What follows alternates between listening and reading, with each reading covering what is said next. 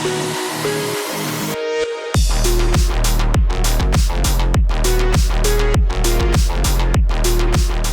right, we're here at Roadkill Nights, and we're gonna bring you guys a quick little episode on Rob, Dahm, and his girlfriend's 1971 Dodge Challenger. Yeah. Which was built in 3 weeks' time. Yes. From basically a numbers matching 71 to a now a not numbers matching and a 4-link rear end. Yeah. So tell us a little bit about the project and where you guys are currently. I know you told me you weren't 100% with it yet. Yeah. I mean, you know, I never am. Yeah, but that's tuning. But the thing was that she has owned multiple Challengers, the new ones, for years, and like base model all the way up. So that's a her thing. That's not a me thing. It's an ex-boyfriend thing. It's literally just an Erica thing. So you're familiar with that already? Oh yeah. Okay. Not the red eye specifically. Oh, but the okay. Hellcat engine. You have not I had daily a drive a 2016 Hellcat. Oh, nice. Yeah. Yeah, so we saw Dodge made that shakedown, like it was promoting the 392 engine. Oh yeah. And so we're like, you know what, that thing's amazing. Yeah. So What if we made like, now with this being the Dodge, the Demon 170, like the end of everything, what if we made like a commemorative type of move with one of these cars? That'd be like the perfect thing. And the situation, you know, changed at the last second. Oh yeah. And I was about to bow out. Bit of a curveball. I was like, I can't get this done in time. But then when they said, hey, what about the red eye? I was like, oh, that's like the dream. Yeah. So I can try to make this happen. Yeah. So I told a half-truth to the guy that owned the car of like, hey, you know, we're thinking about like restoring it. Yeah. You left the modding part out. The worst part was he was like, yeah. So it was a 340, which is a pretty famous engine for this car, apparently. And it was in the Trans Am version of it and everything. And he's like, yeah, you can get this carburetor for it. You can stroke it. I'm like, meanwhile, back here. I'm like, yeah, I could. I'll write that down. Yeah. I already know what I'm doing there. Yeah. And so, yeah, he was an awesome guy, but it was a project he was just never, he had it all in pieces. And so we got it back together to surprise her. I flew her dad in, unbeknownst to her, and from Jersey. Yeah. Oh, wow. Yeah. And so I wanted him to come, I wanted to LA. I wanted her to like, come into the shop expecting the Prowler, which was our original project plan car, and then find out it's not the Prowler, find out it's not the inline six, and then have her dad drive the car, and that's exactly what happened. And the look on her face was priceless. So worth. Yeah, it was so worth. So, little tidbit of info here that you may not know: we were also going to be building a Prowler, but the curveball that was mentioned previously in this conversation derailed both of our Prowler projects. So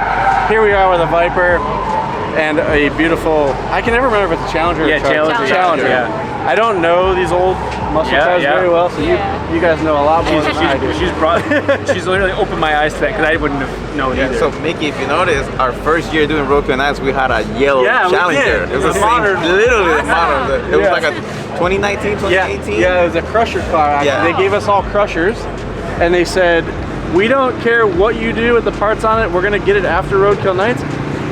As long as it rolls on a trailer, you can keep everything else. Oh, that's so we gutted our car, took the over fenders, everything, and gave them back a roller. And then, you know, obviously we sold the motor and we actually bought the Viper. Oh, that's awesome. Amazing. So it's kind of continued on as it's kind of snowballed. But so this is a 3-week project. I see you've got a drivetrain in it, but I peeked under the rear end of this and there's a couple weeks worth of work probably in that rear end. Yes. So the rear sway bar is not connected. It's on there so we don't forget it. But like my goal when I made the project plan was engine, clutch, transmission, drive shaft, rear. And all of that is so damn solid. Like we have a 4-inch. You still have a 6-speed here. Yeah, I wanted. Are you the only 6-speed? I think so because everybody else wanted to go auto, and I want to go auto for her, but I want an 8-speed. I don't want a 4-speed. I want like an actual street auto, proper auto. True auto. And so we went the X clutch triple plate. I have the 2-plate. The same clutch on the 3-rotor is a 2-plate. So it's a triple plate. So super soft engagement, and you just beat the shit out of it. And then the drive shaft's a 4-inch aluminum like monster. So I personally want to pull wheelies in the car. Like that's what I want to do. That's your goal. You want to do? I'm fine with it for now. She just wants to drive it. I mean, this is going to be a cool cruiser, but what's cool is you've taken the time and restored the undercarriage. Yes. So we gutted the whole center tunnel's gutted.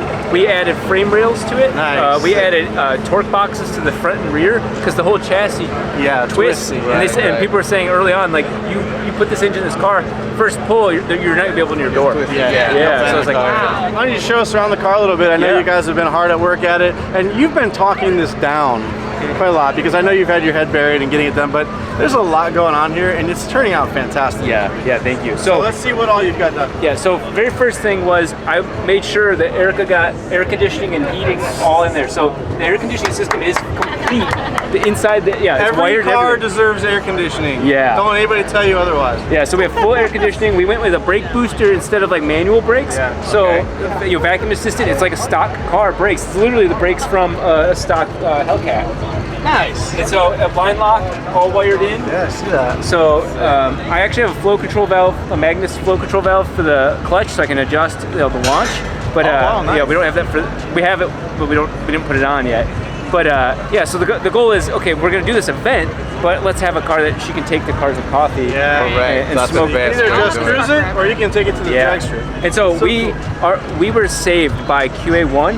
They did the whole front subframe and rear subframe, so we're now double adjustable, front A-arm, traditional shock setup, and so it handles so much better. So this could even road course. Wow, it could road course. Yeah. But we don't say it would podium at a road course. Yeah. But yeah, so proper power steering, rack and pinion instead of the old weird like double windshield wiper thing. Yeah. But yeah, so we have, like I said, we have the AC condenser, we have the intercooler set up, but we're gonna install that in the parking lot Tonight. Yeah, tonight. Yeah. He's gonna be burning the midnight oil this evening. Yeah. You know me. In the parking lot. If I'm not in the parking lot working on the car, there's something wrong. Yeah. So we have ethanol for it. We have 1300cc ID injectors. We have upper and lower pulleys. We have all that. And I love to tune. Yes.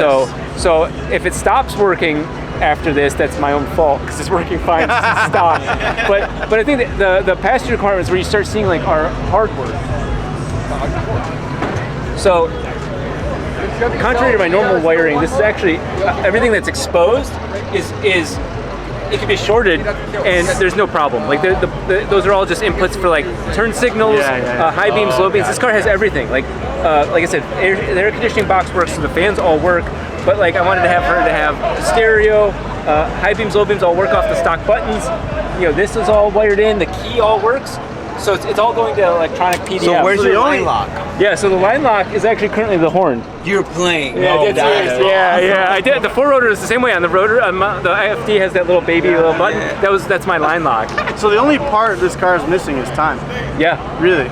Yeah. And so you can see like the center tunnel is all welded in, brand new. Yeah. So the tunnel, and then underneath both driver and passenger, these whole like suspension tubes basically. We welded those in as well. And then the rear, I think the rear is my favorite because I've never done a solid rear axle before. We haven't either in our shop.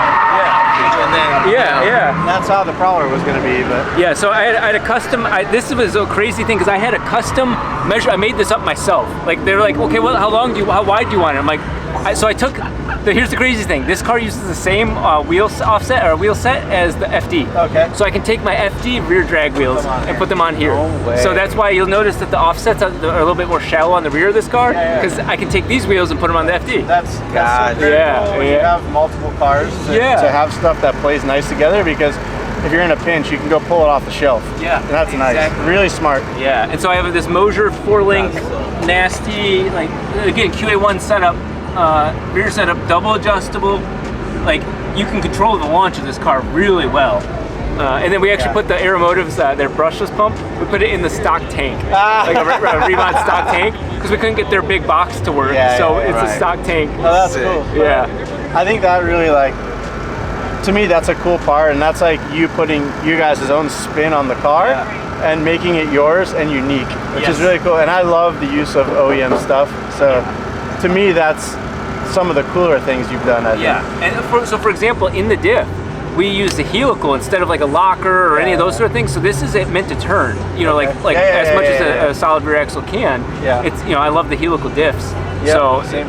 so it's it's definitely meant to be something that can be driven, you know, and not have to. You know how it is when you drive, you just have somebody else drive a project car, and you're like, oh, don't touch that. Get it over 4,000 RPM before you do this. My goal is that I don't have to explain that. That's 90% of my cars. A lot of guys, that build cars say, I built this so my wife can drive it. Yeah. You literally built it so your wife can drive it. Your girlfriend can drive it. That's true, yep. Yeah. So all the lights work, everything comes through the. Like I said, I wired the whole car first from my PDM. So reverse, turn signals, running lights, backup lights, they're all working. What's your management? Is it the Holly or? Ultimately, it's gonna be the Holly. I would love to run my Hellcat on here. Yeah. But I want to try the Holly, get good at the Holly. Yeah. But it's the stock ECU, and I gutted their harness and put all my PDM. It's a Holly PDM, the race pack. Yeah. And so it's the race pack controlling everything right now. That's cool. So will you make it appear as though it's not running a CAN-based system? Right, exactly, yeah. My goal is, again, to make it where all those wires are purposely hidden, so everything's just running seamlessly behind the scenes. So you put the key in, it literally uses the key as the input, and so you don't know any better. And that's the way to do it. Yeah. So anybody that doesn't know, it just looks like an old muscle car. It looks like an old muscle car. It behaves like an old muscle car. I love it, man. Yeah, and then, you know, with the trunk and everything,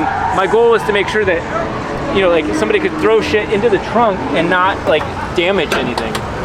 And so the guys literally did that. They threw tons of shit in here. So like you have the controller and everything hidden in that corner, but it goes and hides underneath the stock fuel fill. Yeah. And so that way you can drop shit in here, go 1,800 miles, and it won't damage the car. Now, like we're using the C7 Z06 fan. This is like my formula. So that's the way to go. Yeah. So brushless fan, brushless BMW water pump to move the coolant through the intercooler. It's a nice formula we've got going, but and I spoiled this girl so much. Those are 2-gauge wires. I use they're so expensive. So expensive. The wire weighs more than the battery. The wire does weigh more than the battery. It's a gravity battery that makes up for the wire, but they weigh nothing. Yeah, so that's all in the corner there, and I'm using all motorsports, like all Tefsel and DR25, which is my favorite expensive wiring harness, all sealed, so the car can get in the rain. You know, because again, that's all part of the goal with the car. But yeah. I took you balled out on the wiring. I like that. Yeah. Because you know, when shit hits the fan, when bad stuff happens, you need to diagnose. Yeah, you need to diagnose what's going on. And I've literally on this car, this is my first car out of all of my project cars. This sounds so pedantic, so small.